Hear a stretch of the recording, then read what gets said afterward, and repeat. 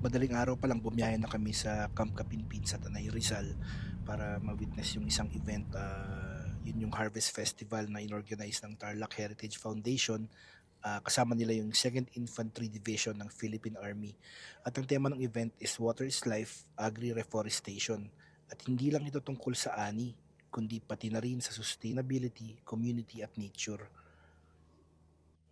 Kinover namin 'to nung nilo-launch pa lang ito nung January 20. So ilang buwan pa lang, 3 buwan pa lang, yung mga seeds naging daan-daan ng mga gulay at mga prutas na tulad ng talong, sitaw, okra at giant bamboo meron din. Lahat yan tanim at ani ng mga sundalo, civilian staff at local communities. Ang tema ng festival ay Water is Life, Agri-Reforestation, isang paalala sa kahalagahan ng tubig, kalikasan at agrikultura sa pangmatagalang seguridad sa pagkain. May bonus pang cultural dance performance mula sa Hiyas ng Rizal.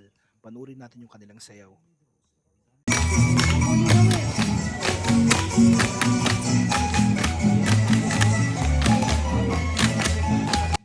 So paano mag-cover ng ganitong klaseng coverage?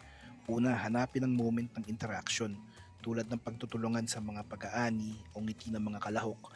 Yan ang nagbibigay buhay sa inyong mga kuha. Pangalawa, gamitin ang natural light. Ang garden setting tulad nito ay perfect for soft, diffused light, lalo na sa umaga.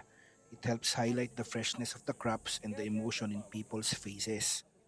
Yan.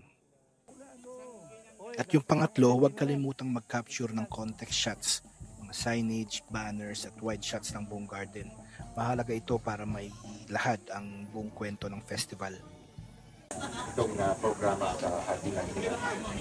Pinapropose po natin dito yung hindi lang yung food security, meron din po tayo dyan yung sustainability and of course care for the environment and promoting healthy lifestyle through proper diet kasi through vegetables and fruits po ang ating produkto dito.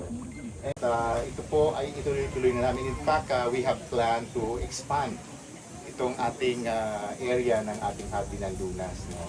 Meron na po kaming plano dyan, of course, in coordination kay Sir Tony, para at least talagang we will make this a regular activity ang ating Harvest Festival.